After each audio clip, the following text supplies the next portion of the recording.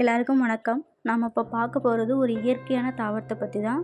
அதுக்கு முன்னாடி this video is sponsored by Bymod இ-ஷாப்பிங்.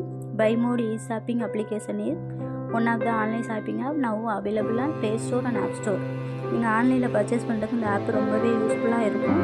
Link டிஸ்கிரிப்ஷனில் கொடுத்துருக்கேன். உள்ளே போய்ட்டு செக் பண்ணிவிட்டு உடனே இந்த பைமோட் ஆப்பை டவுன்லோட் பண்ணிக்கோங்க. நம்ம வீடியோக்குள்ளே போகலாம். நம்ம பார்க்க போகிற தாவரம் பிரண்டை. இது வந்து வச்சிரவள்ளி அப்படின்னு இன்னொரு பேரும் உண்டு. இது வந்து கொடியாகவே வளரக்கூடியது. இது வந்து காடுகளில் வேலியில் வந்து வளருது. இது ஒரு பூக்கும் தாவரம். இதோட தாவரவியல் பேர்னா சிஸ்ஸஸ் குவாட்ராங்குலாரிஸ். இது வந்து வீட்டேசிங்க குடும்பத்தை சேர்ந்தது. முழு கொடியுமே வந்து மருத்துவ பயன்பாடு உடையது. பிரண்டையிலே வந்து ஓலை பிரண்டை, உள்பிரண்டை, இனிப்பு பிரண்டை, புளிப்பு பிரண்டை, முப்பிரண்டை அப்படின்னு பல வகை உண்டு. பிரண்டையானது எலும்புகளை பலப்படுத்தும் மருந்தாகவே யூஸ் சாப்பிடுது. பிரண்டைன்னு சொன்னாலே ஆயிலை நீக்கிய விடும் மூலிகைன்னு சொல்லலாம். ஆண்மை விருத்துக்கு பேர் உதவி புரியுது இந்த பிரண்டை தான். ஜீரண சக்தியை வந்து பெருக்குது. பாலில் வந்து பிரண்டையும் உப்பும் கலந்து குடித்தோம்னா ஆண்மை பெருகுன்னு சொல்கிறாங்க. உடலுடைய பலத்தை கூட்டக்கூடியது இந்த பிரண்டைன்னு சொல்கிறாங்க.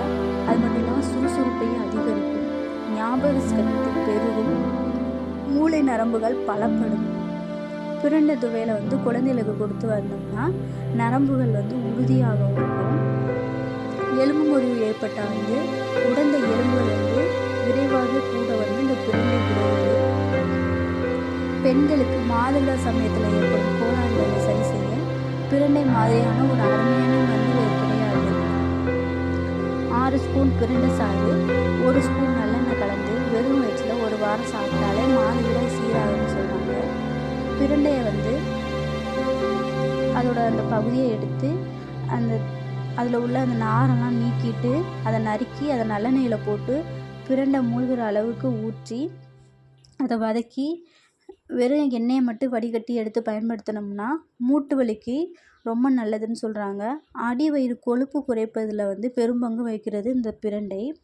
பிரண்டை துவையலாக செஞ்சு சாப்பிட்டோம்னா வாயு நீர் வெளியேறும், மூல நோய் தீரும், பெருங்குடல் பிரச்சனையை தீர்த்து புழுக்கள் இருந்தாலும் கூட அதை வெளியேற்றிடும்னு சொல்கிறாங்க.